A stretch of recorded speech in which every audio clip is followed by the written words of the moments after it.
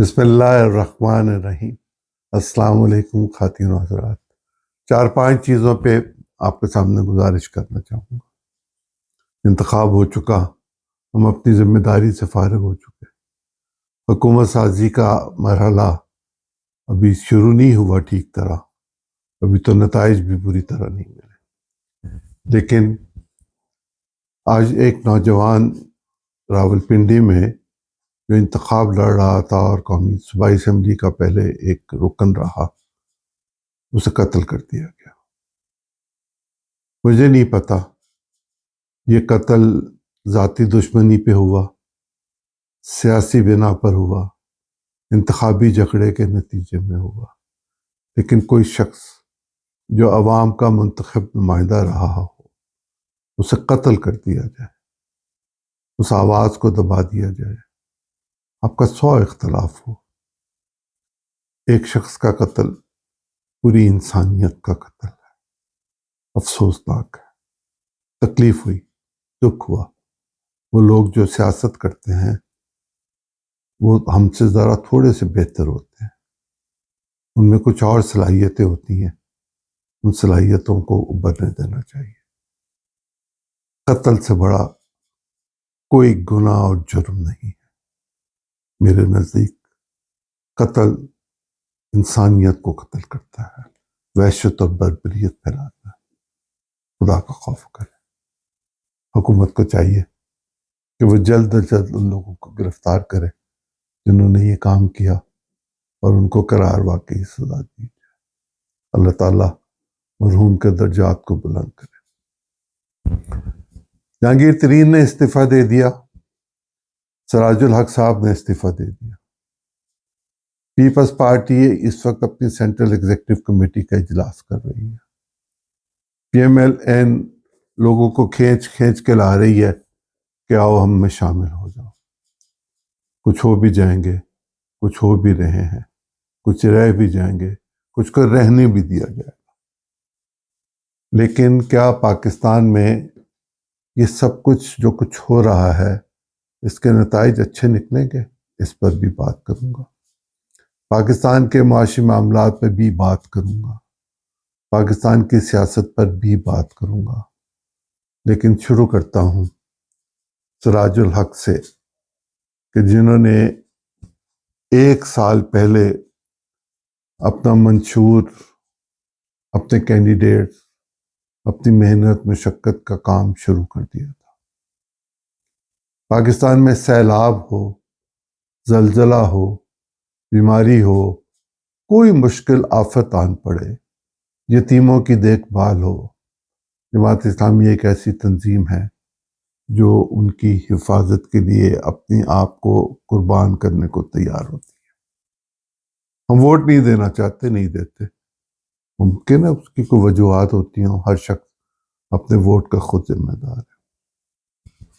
لیکن یہ ایک ایسی جماعت ہے جس کے بارے میں سب لوگ یہ کہتے ہیں، پورے یقین کے ساتھ کہتے ہیں، تو یقین کے ساتھ کہتے ہیں کہ یہ ایک جمہوری جماعت ہے جس میں موروثیت نہیں ہے۔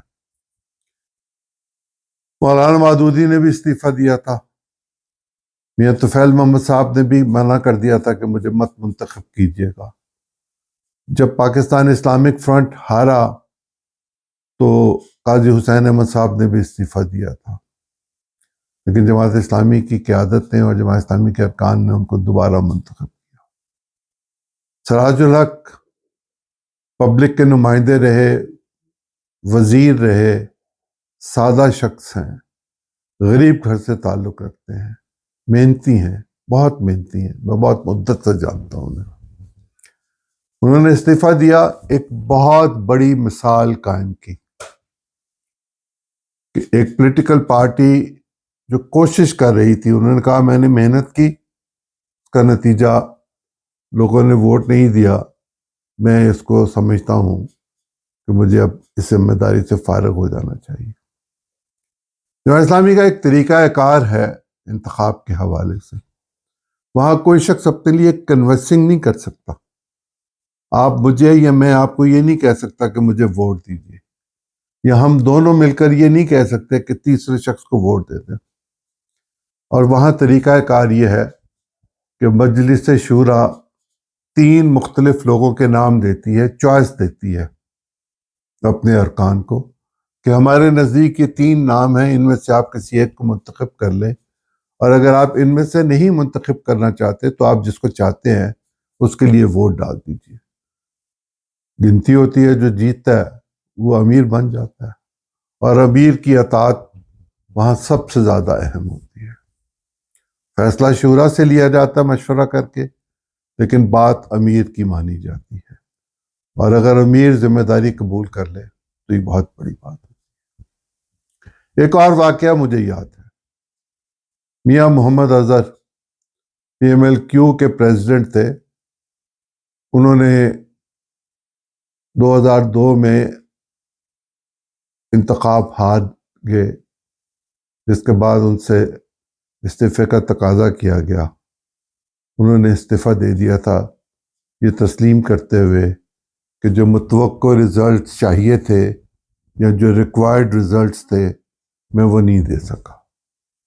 میں ان کو ایک بڑا شخص مانتا ہوں۔ غلام مصطفیٰ جتوئی ریلوے کے منسٹر ہوا کرتے تھے، ریلوے کا ایکسیڈنٹ ہوا، انہوں نے استعفیٰ دے دیا یہ کہہ کے کہ میں ذمہ داری قبول کرتا ہوں۔ اپنی شکست کی، اپنی ناکامی کی ذمہ داری قبول کرنا بڑی دلیری کا کام ہے، یہ کوئی آسان کام نہیں ہوتا۔ پاکستان میں 170 کے قریب، 165 کے سے زیادہ سیاسی جماعتیں موجود ہیں، آئیں تو 5-7 ہی سامنے ہیں نا۔ کیا باقی جماعتوں نے استعفیٰ دے دیا؟ کیا ہم جمہوریت کو ایسے پالیں گے، ایسے پنپنے دیں گے کہ جس شخص کو ایک ووٹ بھی نہیں ملا وہ بھی اب ایک پارٹی کا سربراہ ہے؟ میرا خیال ہے اس حوالے سے الیکشن کمیشن کو چاہیے کہ وہ حکومت پاکستان یا آنے والی اسمبلی سے یہ ریکویسٹ کرے کہ ایک خاص پرسنٹیج لگا دی جائے کہ اگر آپ کسی انتخاب میں اتنے % ووٹ نہیں لے سکے تو آپ اگلا انتخاب نہیں لڑ سکتے، یا آپ اتنے % کینڈیڈیٹ کھڑے نہیں کر سکے تو آپ استعفیٰ دے دیں۔ یہ کہا جا رہا تھا کہ پی ٹی آئی کے اندر سے اسٹیبلشمنٹ نے ایک نئی پی ٹی آئی نکالی ہے کنگز پارٹی کے نام سے۔ ویسے تو کنگز پارٹی ہر دور میں ہوتی ہے، اور اس کے سربراہ جہانگیر ترین صاحب کو بنایا گیا تھا۔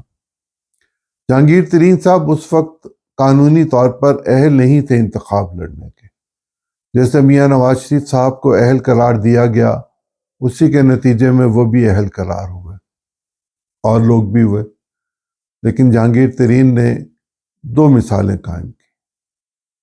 ایک تو یہ کہ انہوں نے اپنی جماعت کی ذمہ داری سے استعفیٰ دے دیا، دوسرا انہوں نے یہ کہا کہ میں پالیٹکس سے اپنے آپ کو الگ کر رہا ہوں، میں ریزلٹس نہیں دے سکا، اور تیسرا انہوں نے یہ کہا کہ جس حال میں میں محنت کر کے لوگوں کی خدمت کر سکوں گا میں کرتا رہوں گا۔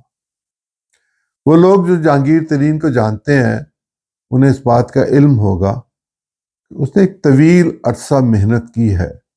وہ ایک سرکاری افسر کے صاحبزادے ہیں، اور لیکچرر کے طور پر انہوں نے اپنی زندگی کا آغاز کیا تھا، غالباً پنجاب یونیورسٹی میں پڑھاتے تھے، پھر وہ ذمہ داری کی طرف گئے اور باقی ساری چیزیں بات کی ہیں۔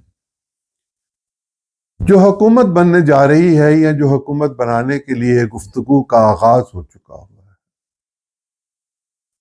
کیا اس میں پی ٹی آئی کہیں شامل ہے؟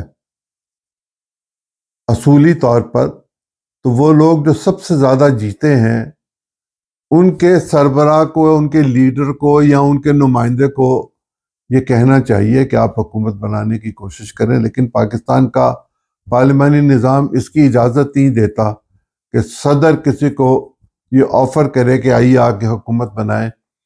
یہ 1985 میں جب 8ویں ترمیم آئی تھی تب اس میں یہ باتیں ڈالی گئی تھی 2 ٹرمز کے لیے۔ 90 میں یہ شک ختم ہو گئی تھی کہ صدر کسی کو دعوت دے گا کہ تم وزیر اعظم کا عہدہ سنبھالو اور 60 دن میں ووٹ آف کانفیڈنس حاصل کر لو۔ ہم نے اس شک کو ختم کر دیا ہوا ہے۔ 4-5 چیزیں اور ہیں جن کو ذرا دیکھ لیا جائے کہ اگر پی ٹی آئی حکومت میں نہیں ہوگی تو پی ٹی آئی کے جو 90 80 85 72 70 80 جتنے بھی لوگ آپ کہہ لیں وہ پارلیمنٹ میں موجود ہوں گے تو کیا پارلیمنٹ کی رونق بڑھے گی یا کم ہوگی؟ یقیناً بہت رونق ہوگی۔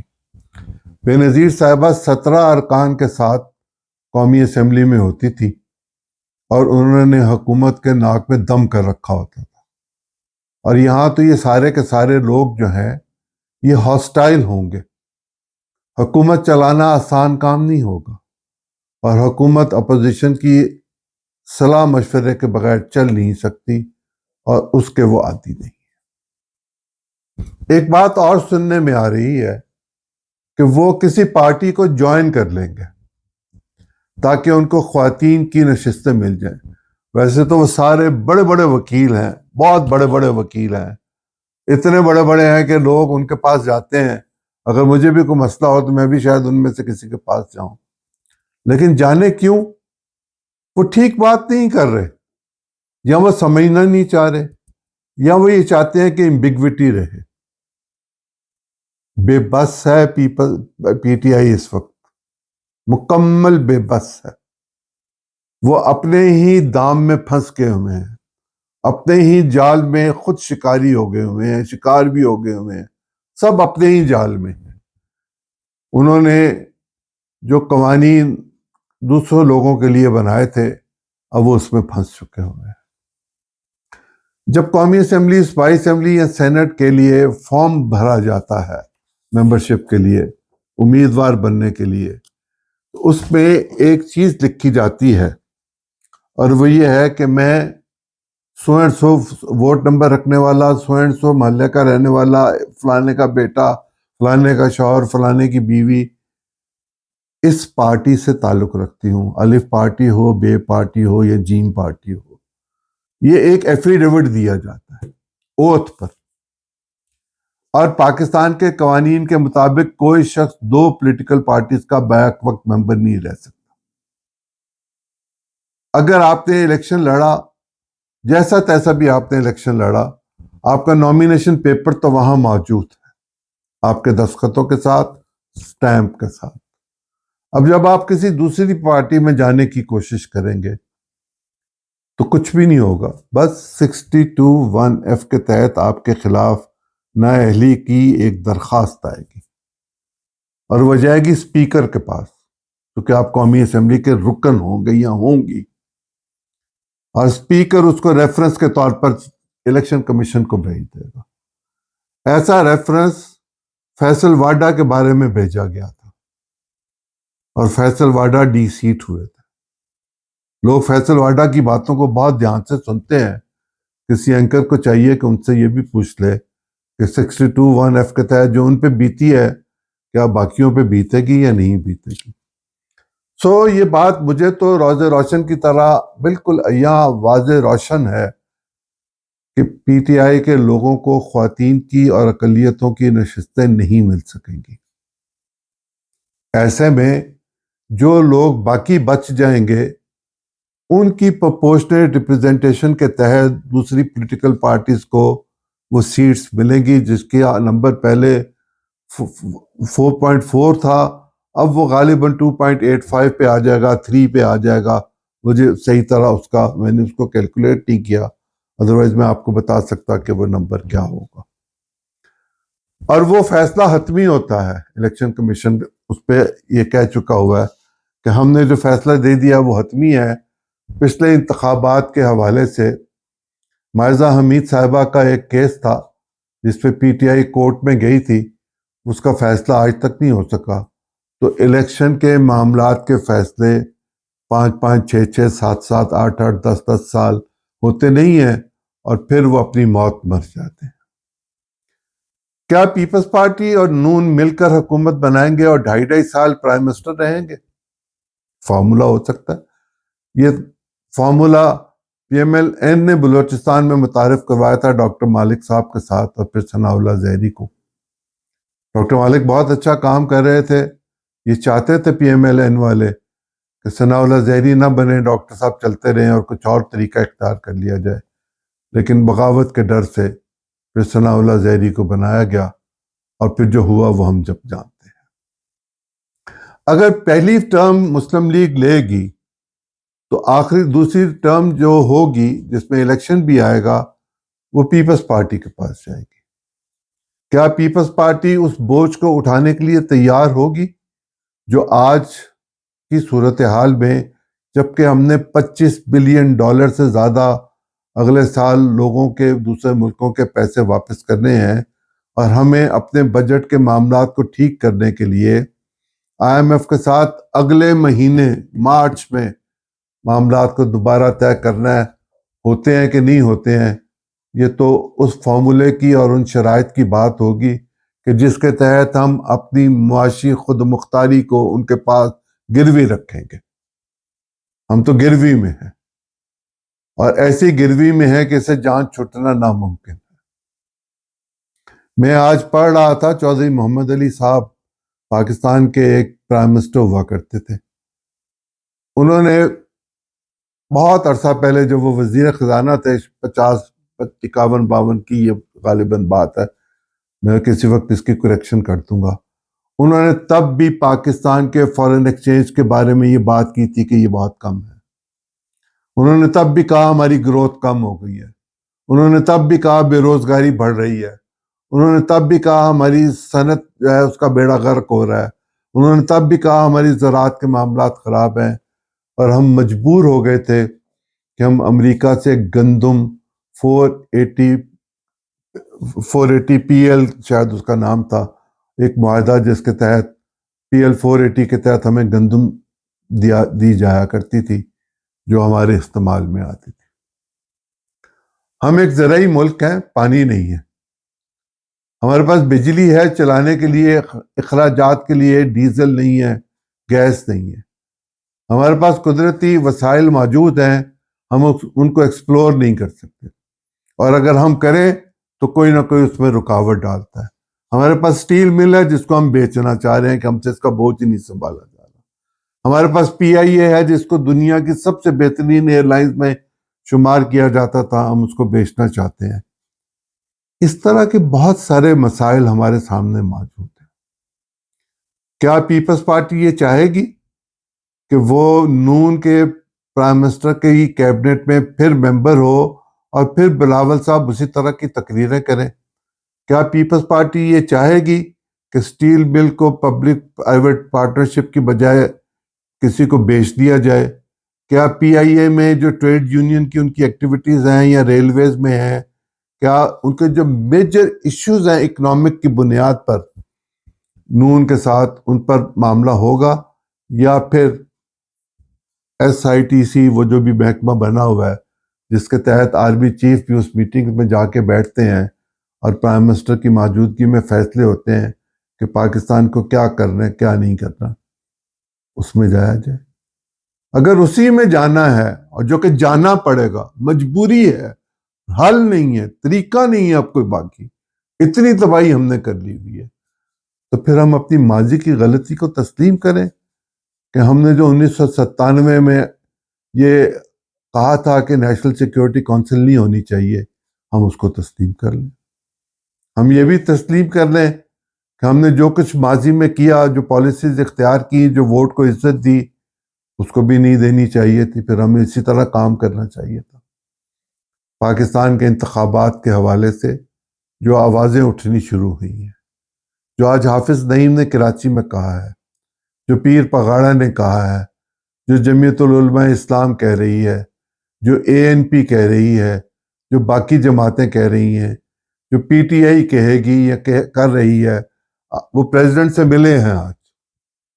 کچھ نہیں کر سکتا پریزیڈنٹ، لیکن بات ریکارڈ پر تو آگے وہ کاغذ دے آئے ہوں گے، وہ پریزیڈنٹ کے فائلوں میں لگ جائے گا، وہ اس کی بنیاد پہ حکومت کو اور الیکشن کمیشن کو ایک خط لکھ دیں گے اور چیزیں پھر آگے چلیں گی۔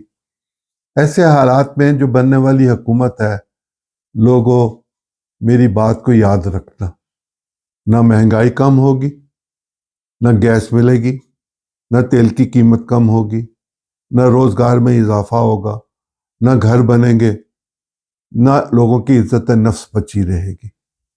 ایسے حالات میں کیا یہ قومی اسمبلی، یہ آنے والی حکومت میرے اور آپ کے مسائل حل کر سکے گی؟ نہیں کر سکتی۔ میں پھر یہ کہوں گا کہ وہ شخص جو ہمیں ناپسند ہے، جس کو ہم پسند نہیں کرنا چاہتے، اس کے ساتھ مذاکرات کا راستہ کھولیں۔ اس سے نہیں کھلتا تو باقیوں سے کھولیں۔ اگر اس نے جرم کیا تو باقیوں نے تو نہیں کیا، اور اگر کسی نے جرم کیا تو اس کو سزا دے دیں۔ اس کے باوجود کچھ لوگ بچ جاتے ہیں تو مفاہمت کا راستہ کھولیں۔ مفاہمت کے بغیر پاکستان میں سیاست تقریباً ناممکن ہو جائے گی، اور مجھے حالات اچھے دکھائی نہیں دیتے۔ مجھے اس الیکشن کی کریڈیبلٹی آنے والے سالوں میں مائنس کے طور پر نظر آتی ہے کہ لوگ اس کی مثال دیا کریں گے کہ اس سے برا الیکشن نہیں ہوا پاکستان میں۔ میں آپ کے لیے اور اپنے لیے دعا گو ہوں۔ اللہ تعالیٰ پاکستان کی، آپ کی اور میری حفاظت فرمائے۔ بہت شکریہ۔